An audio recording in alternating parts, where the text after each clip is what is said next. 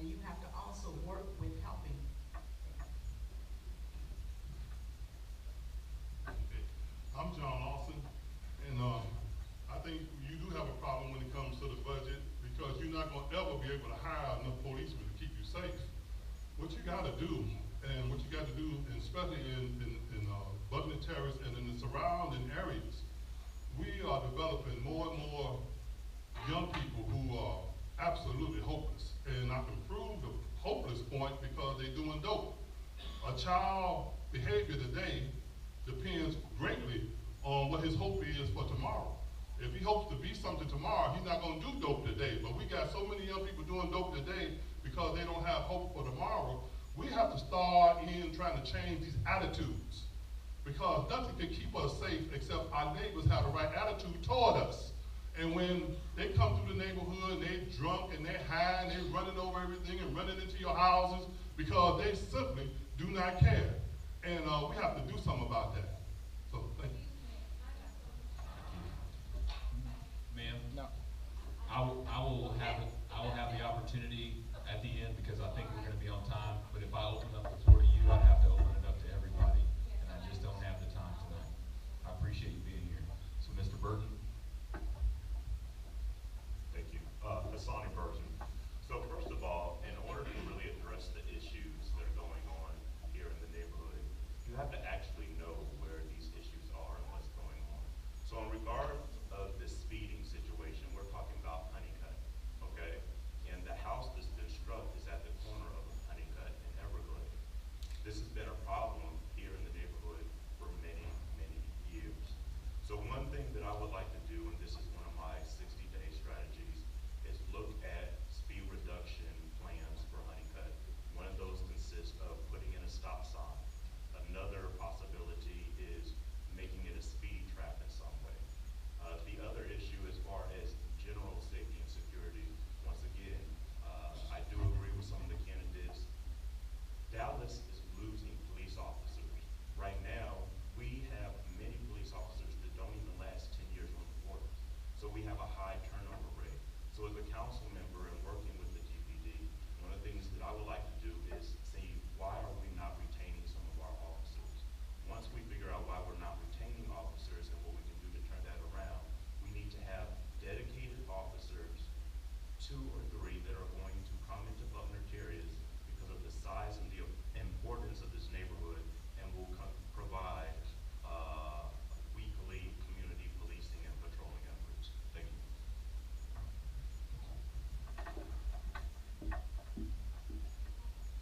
Tiffany Young. Let me first say that I am happy and pleased that I have received the endorsement of both the Black Police Association and the Dallas Police Association. And I have worked with both of these associations for the last 7 years, and even as a teenager when I served on the Dallas Youth Commission. And some of the concerns that I've heard are known drug houses, the illegal car sales, some of the crime coming from some of the businesses such as Walmart and around CVS, code enforcement issues, young people hanging out during school hours, and then some concerns about the new police reporting system, and then some of the crime coming from the apartments is what I've heard in some of the Crime Watch meetings here in Buckner Terrace. And I think some of the solutions, one, as I've talked about throughout this campaign trail, and that's addressing some of the root causes of crime, which could be mental health issues in the community, it could be drug and alcohol abuse in the community, it could be young people having more positive activities to get involved with in the community, but making sure that we address those. Then also increasing the NPO presence throughout the district and throughout Buckner Terrace especially, and then dealing with some viable economic development. As we've seen in many communities, we take care of what's ours. So when you have nice businesses here that people from the community are able to have jobs, that also deals with the crime in the community. Thank you.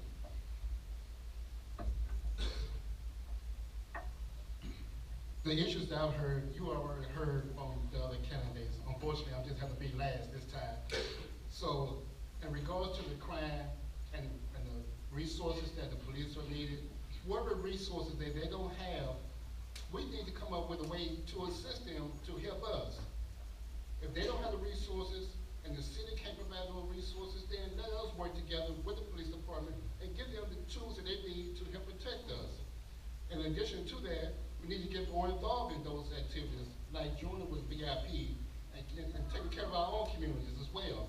Let's hold ourselves accountable and those around us accountable, and let them be responsible for their actions. And that's what I have. Thank you. All right, so you've had a chance to answer that question, correct? Awesome. All right, so Mr. Felder, you be the first to respond to this one. I'm kind of stalling because I want to make sure that all the candidates have a bottle of water. Again, I forget how, if you're up here talking the whole time, I forget how your mouth can get dry. So thank you, Polita. One of our homeowners has gone back to, can she have someone else help her with that? She's got 8 bottles of water. Thank you, Officer Rivera.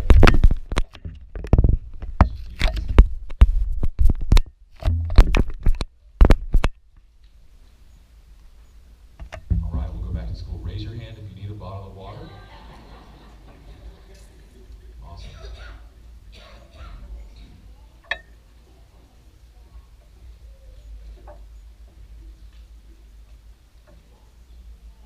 Thank you very much. I might need one here in a second. In any event, question number 4, Mr. Felder, you'll be the first to respond to this one, and I will repeat this question once Mr. Lawson has had a chance to answer it, so that the last 4 can get a kind of refresher. I understand that as you listen to people's answers, sometimes the question may become to get murky in your head. So number 4, Buckner Terrace and the neighboring communities on the north side of I-30 are the gateway to the city of Dallas for those who enter the city from the east. The vast majority of retail buildings from Buckner Boulevard to Grand Avenue along I-30 and Samuel Boulevard need to be redeveloped. The old, dilapidated buildings are unsafe and a magnet for criminal behavior. If elected, what commitments can we hold you accountable to for bringing economic development and redevelopment to Buckner Terrace and this gateway to the city?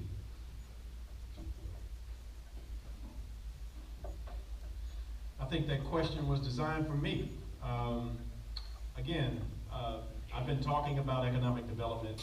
I'm the only candidate sitting up here that served on a TIF board, Tax Increment Financing Board.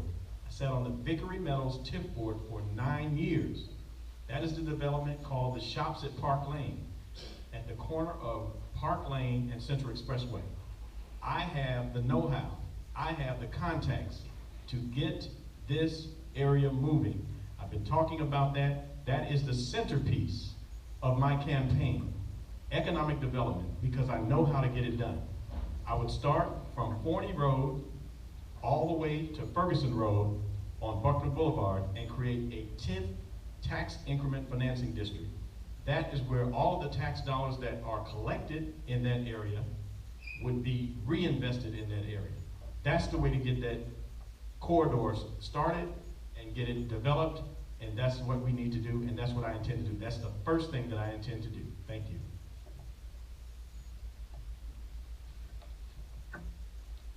James J.T. Turknett. Definitely will tear down dilapidated properties and look at some of these vacant properties and see what we can build. It's really important to bring economic development to this area right now because we're behind. We're definitely behind, and that's something we've been talking about, but we haven't been able to do it. I would put somebody over a project that will bring, I've been talking to someone already about that work for the city and bringing economic development that knows how the money goes in and goes out so that we can have it over on this side. But the problem I've had with the city is that for some reason we haven't had a part in that on this side. People in Buckner Terrace, the people in this area, and I want the people in this area to be a part. I want them to grow, have the opportunity that everybody has in America to have business economic development. We want to see some businesses from the people, and we want the people to hire people from this area.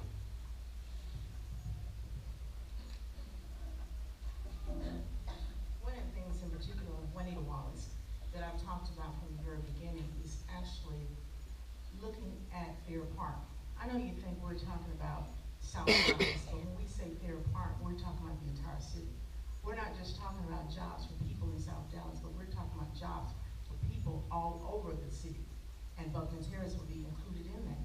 So the bottom line is we're saying to you that there is a possibility with a proposal out there that we can actually have 5,000 jobs right there in Fair Park. How can we do that? We can do it in several ways. By revamping Fair Park. When you think of Fair Park, you think of, I would think of a park, not with a whole lot of gates and with a whole lot of entryways. It would be wide open, and at that particular time, you can divide it into several zones. With the several zones, you can put in an educational zone, you can put in historical zone, you can put in other zones. Now, we do know that Fair Park housed the state fair, and the state fair brings in $40 million a year. So where is the money going? Why don't we use some of that money to spread it all over the city as opposed to going to 10 men at the end of 1 month?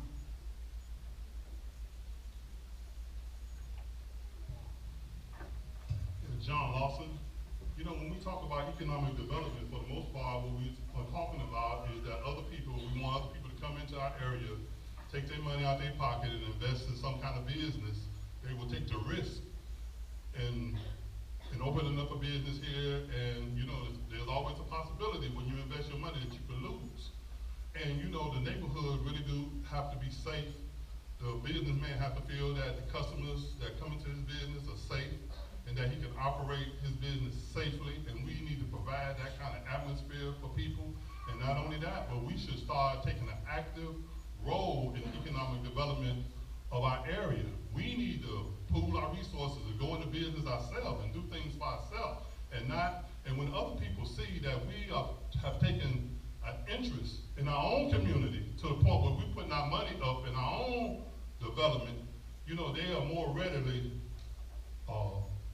reticent to come in and put businesses up themselves. So let's think in terms of what not only other people can do for us, but what we can do for ourselves. I'm going to repeat the question, Mr. Burton, before you go, so that all of the candidates who have yet to answer get a refresher on the question after the first 4 respondents. The Buckner Terrace and the neighboring communities on the north side of I-30 are the gateway of the city of Dallas for those who enter the city from the east. The vast majority of retail buildings from Buckner Boulevard to Grand Avenue along I-30 and Samuel Boulevard need to be redeveloped. The old, dilapidated buildings are unsafe and a magnet for criminal behavior. If elected, what commitments can we hold you accountable to for bringing economic development and redevelopment to Buckner Terrace and this gateway to the city of Dallas? Thank you, Mr. Mack. My name is Hassan Burton. So here's the things that you can look forward to me being committed to. As I mentioned in my opening, Buckner Terrace and the gateway here to Dallas needs to be branded. I won't say rebranded because Buckner Terrace already has a very good, solid reputation in the city. So the thing we need to do is take that history, take that good community feeling, and brand it for people coming into the city. As far as the dilapidated buildings, we need to do a combination of repurposing those buildings to get boutique services here in the area and knocking down some of the buildings that are just absolutely, without a doubt, unproductive. And then finally, the last thing that you can look forward to me being committed to is continuing the land use survey and rezoning of the area so that Buckner Terrace can have control over what kind of businesses come into the neighborhood and can decide what do we want to be over the next 8 years. Thank you.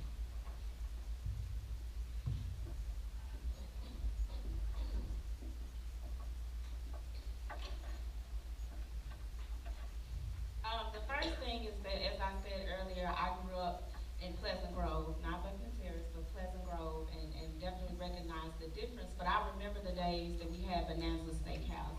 I remember the days that we had Payless. I remember the days when we had Albertsons.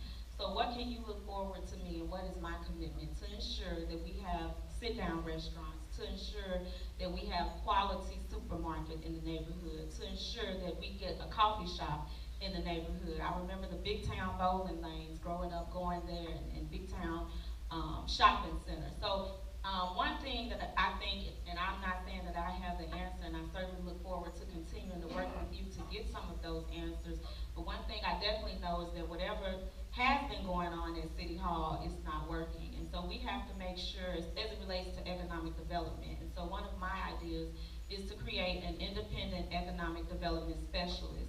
And that person would be concentrated and focused on District 7 and making sure that we are getting quality economic development for District 7.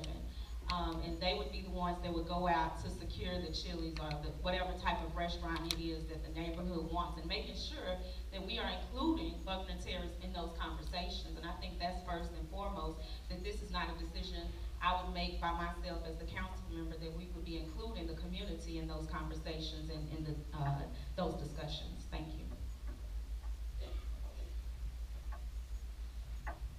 My name is Randall Parker. Again, you have my commitment to do whatever it takes to ensure that this area is developed with the potential that it has. There's a lot of things that the city can do and the city can't do according to the policies and the laws of the state and this city. By tearing down buildings, we can tear down the buildings that we can tear down, and the ones that we can't tear down,